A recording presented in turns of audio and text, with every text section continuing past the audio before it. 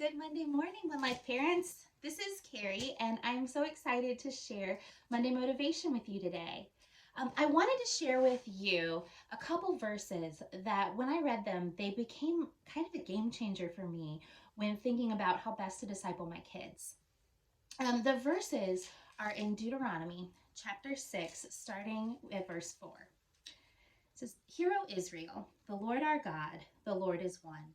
You shall love the Lord your God with all your heart and with all your soul and with all your might. And these words that I command you today shall be on your heart.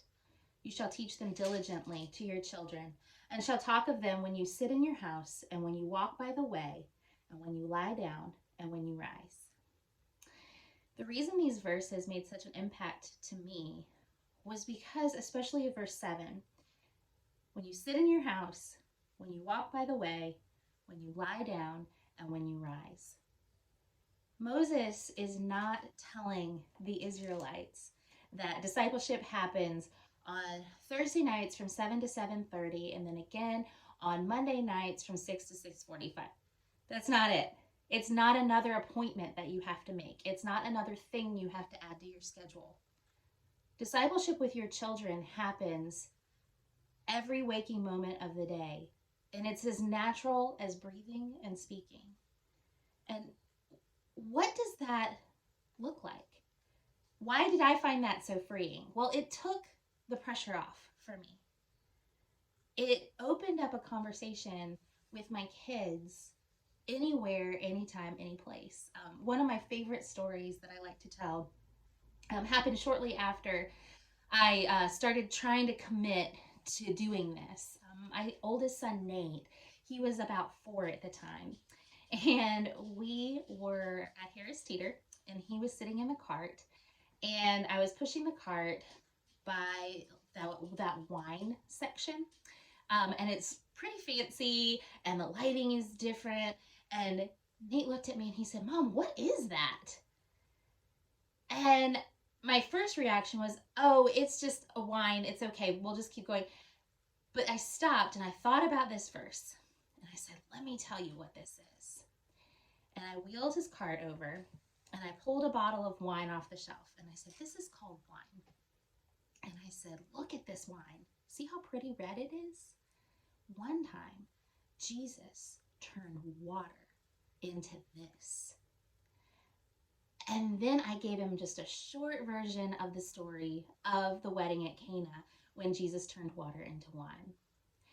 And I finished it with, now if Jesus cared that much about this wedding, don't you think he cares about what happens to you too? And his little eyes got so wide as he's watching the wine slosh back and forth in the bottle. And I could see that light bulb go off in his own little special way. And all of that happened in 2 minutes in the middle of Harris Teeter. And it can happen anywhere. Another time we had a toy missing. And we were turning the couch cushions over, looking everywhere for this toy. And the boys were getting upset. And I said, "You know what? Jesus told a story that was really similar to this." And I told the story about the widow who missed one of her coins and how she turned the whole house upside down. And when she found it, she was so excited. And I said, and that's what Jesus feels like in heaven when one person chooses to love him. And even in that time when the boys were upset about their toys missing, I was able to take it and turn it into a moment of discipleship. Again, 30 seconds. Discipleship is something that shouldn't feel pressure, or you shouldn't feel pressured to do. It's simply about having the Word of God on your heart and having that joy that comes with knowing God and sharing that joy with your kids.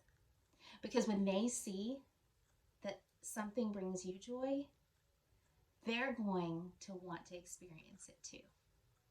Isn't that awesome?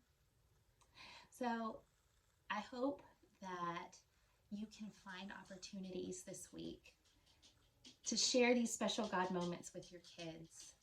as you walk, as you sit, as you lie down. And I would love to hear what happens when you do it. Have a wonderful week, and I will see you around.